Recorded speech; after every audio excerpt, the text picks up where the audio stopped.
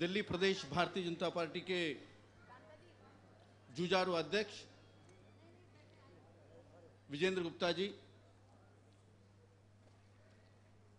हम सबके नेतृत्व करने वाली लोकसभा में विपक्ष के नेता, मैं कह रहा था भारत के नारी ने, हम कहते हैं फूल नहीं चिंगारी है इसे, लेकिन सुषमा जी ये संघर्ष का एक मशाल है। ऐसे सुषमा जी हमारे आदरणीय विजय कुमार मल्होत्रा जी, मेरे सहयोगी और मित्र विजय गोयल जी, आशीष सूद जी, श्याम जाजू जी, रमेश बिदुड़ी जी और मित्रों, आज का मुख्य भाषण होगा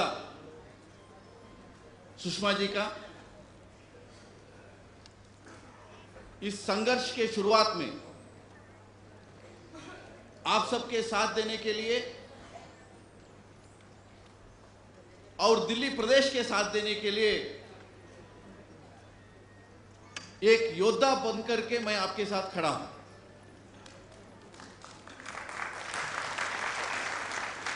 कई मामलों के बारे में, कई घोटालों के बारे में, O2G स्पेक्ट्रम हो, कॉमनवेल्थ गेम्स हो, यस बैंक का हो,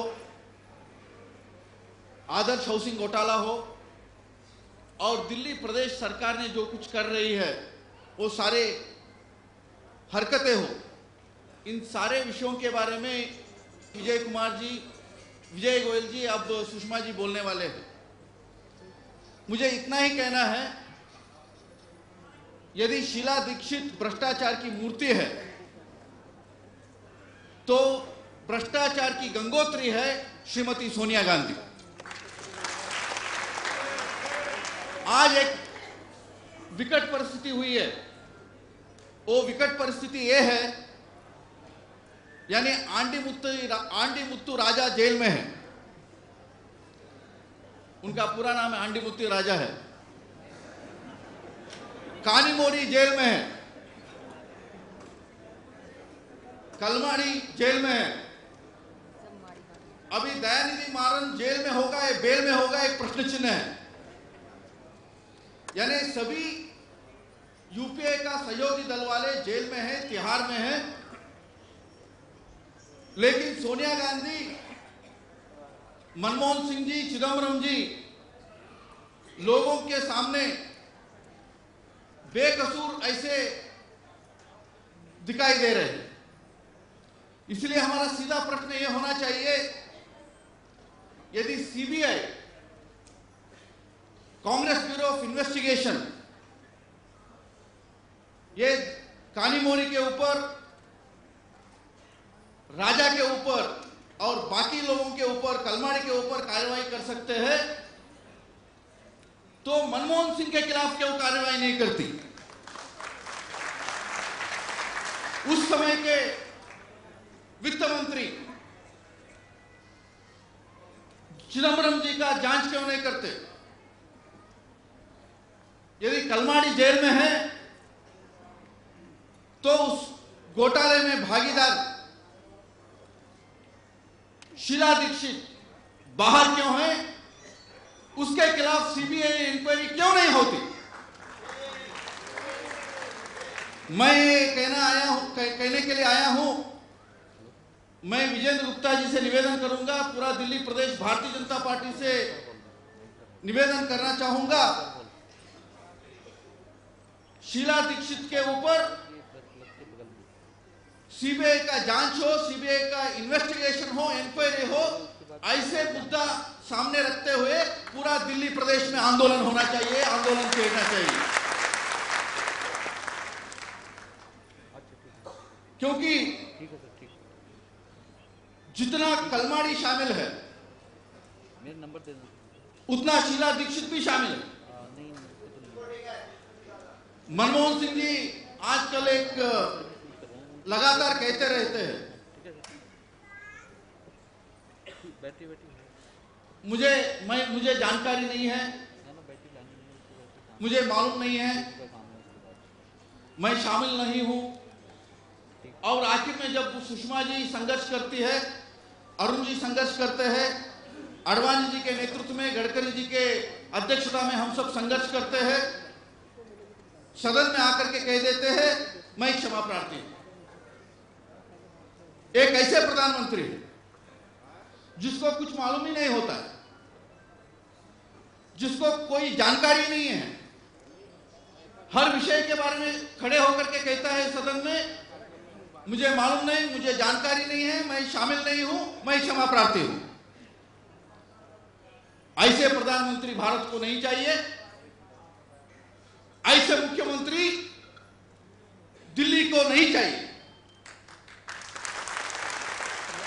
यदि यूपीए का 2 साल का हम आकलन करें, एक ही वाक्य में एक ही आकलन हो सकता है, यूपीए का पहचान भ्रष्टाचार, घोटाले, महंगाई और कालाधन। इसके अलावा यूपीए का कोई पहचान नहीं है।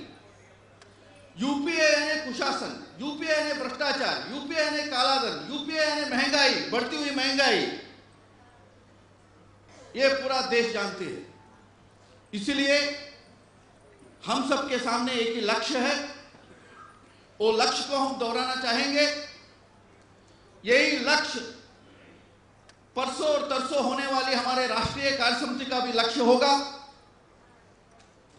वो लक्ष्य यह रहेगा, पूरा देश भर से कांग्रेस को, यूपीए के कुशासन को उखाड़ के फेंको और एक बार अटल जी, आडवाणी जी के नेतृत्व वाली, प्रेरणा वाली एनडीए को और भारतीय जनता पार्टी को आप सेवा करने का अवसर दो। आज सुषमा जी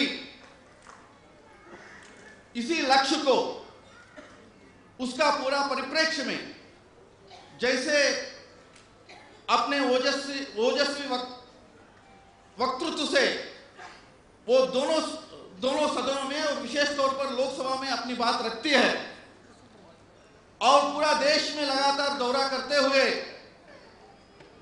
नेतृत्व प्रदान कर रही है, मैं सुषमा जी से निवेदन करना चाहूंगा, यूपीए दूसरे अवतार के 2 साल के विफलताओं के बारे में आप इस कार्यक्रम के दौरान पूरा देश को अवगत कराइए और यहां से ऐलान करिए, यानी देश भर में कन्याकुमारी से कश्मीर तक और कच्छ से कोहिमा तक भारतीय जनता पार्टी के सभी कार्यकर्ता, एनडीए के सभी कार्यकर्ता और देश की जनता जैसे जेपी आंदोलन में भाग लिए थे, जैसे राम जन्मभूमि मूवमेंट में भाग लिए थे, वैसे और एक बार आडवाणी जी, गडकरी जी, सुषमा जी और अरुण जी, इन सब के नेतृत्व में देश भर में हम आंदोलन छेड़ेंगे और यूपीए को, कांग्रेस को हर प्रदेश में, दिल्ली समेत उखाड़ के फेंकेंगे।